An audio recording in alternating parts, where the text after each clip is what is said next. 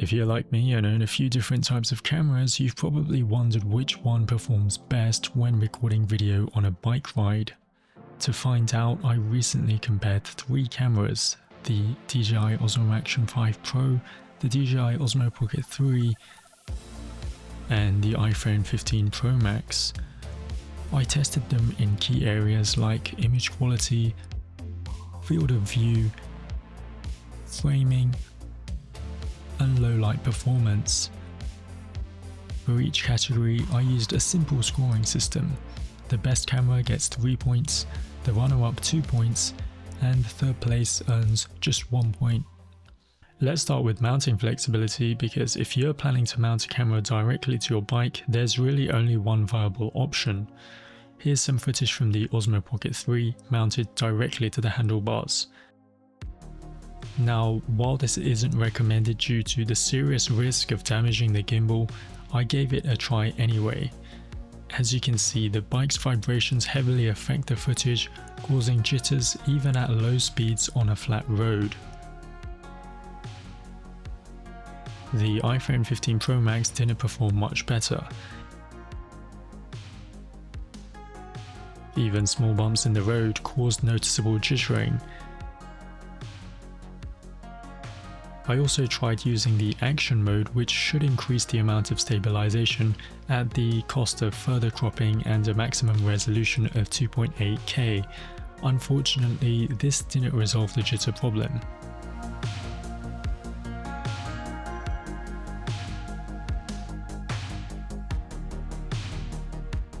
In contrast, the Osmo Action 5 Pro handled the situation flawlessly. Its stabilization algorithm effectively eliminated any jitter, resulting in silky smooth footage.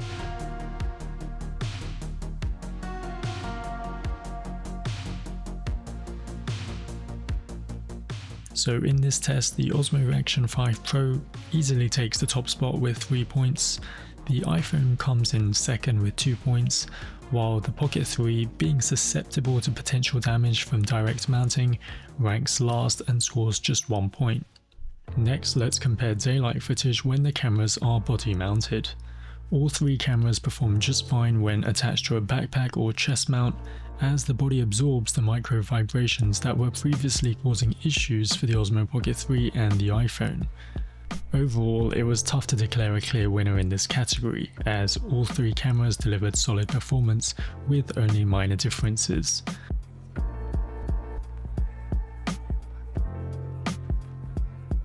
The iPhone does appear to go for a higher level of sharpness compared to the softer look on the DJI cameras, but I didn't want to pixel peep or overemphasize these relatively small differences in the grand scheme of things, so I'm going to be awarding each camera 1 point in this category to keep things even.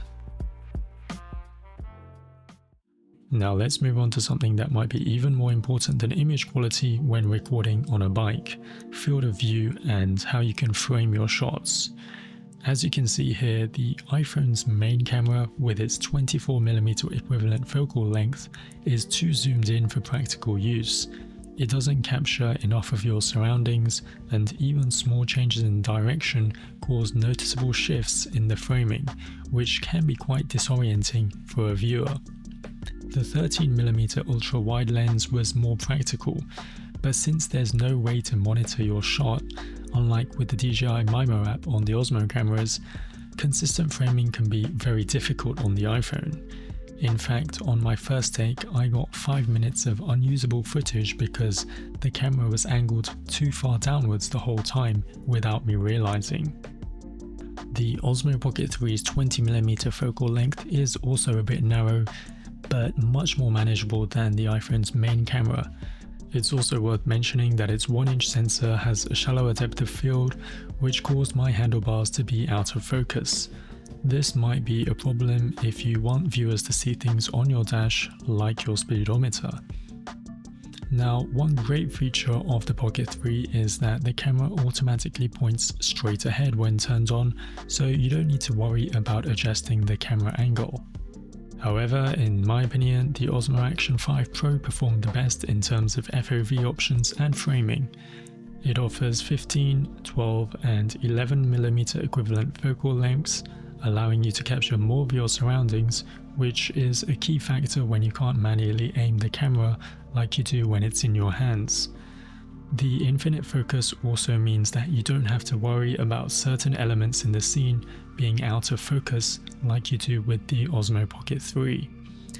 And so for this test, I'm awarding the Osmo Action 5 Pro 3 points, the Osmo Pocket 3 2 points, and the iPhone just 1 point due to the lack of a reliable way to check your framing when chest mounted, unlike the DJI cameras, which let you preview your video on your phone. And finally, let's discuss low light performance.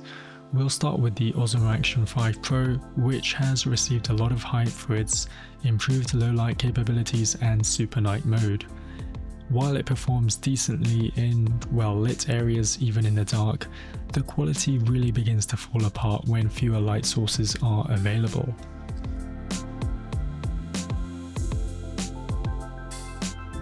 The new Super Night mode does help capture more detail in the dark, but as many have pointed out, the footage tends to look somewhat artificial and overly processed, which is really not ideal.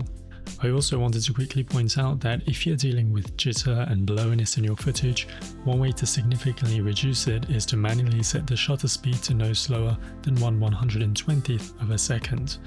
While this does reduce the amount of light the camera can capture, it provides sharper frames for the stabilization algorithm to work with, which helps minimize both jitter and blurring. Anyway, back to the comparison. As you can see, the DJI Osmo Pocket 3 delivered significantly better night footage.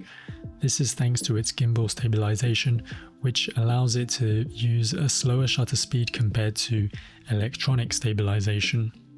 Additionally, the larger sensor also helps capture more light, further contributing to the improved low light performance.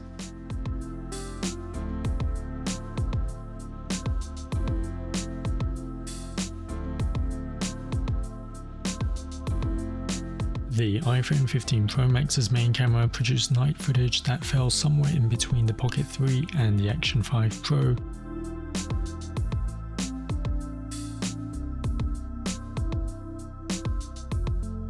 Switching to the ultra-wide lens unfortunately led to a dramatic drop in low light performance, leaving you with footage that's much more comparable to the Osmo Action 5 Pro than the Osmo Pocket 3. In this category, the Osmo Pocket 3 easily takes the top spot and gets the full 3 points.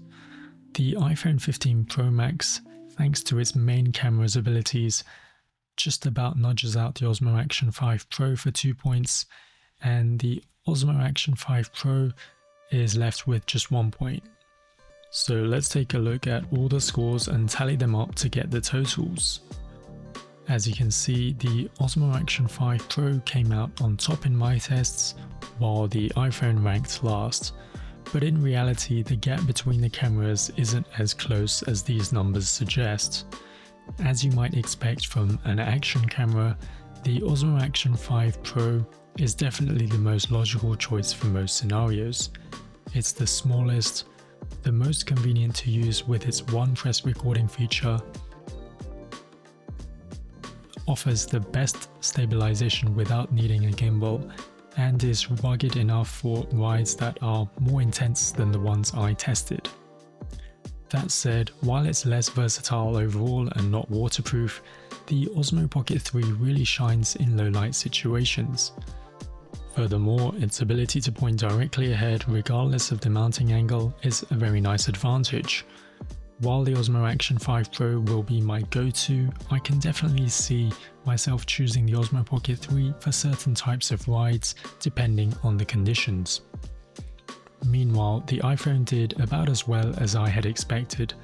It's fine as a substitute if you don't have any of the other cameras, but the narrower FOV on the main camera and the inability to preview what you're recording when it's chest mounted make it less well suited for filming your bicycle journeys. Thanks for watching, and I hope this video was helpful. I'd love to hear about some of your experiences with recording footage on your bike, so if you have anything to share, please let me know in the comments.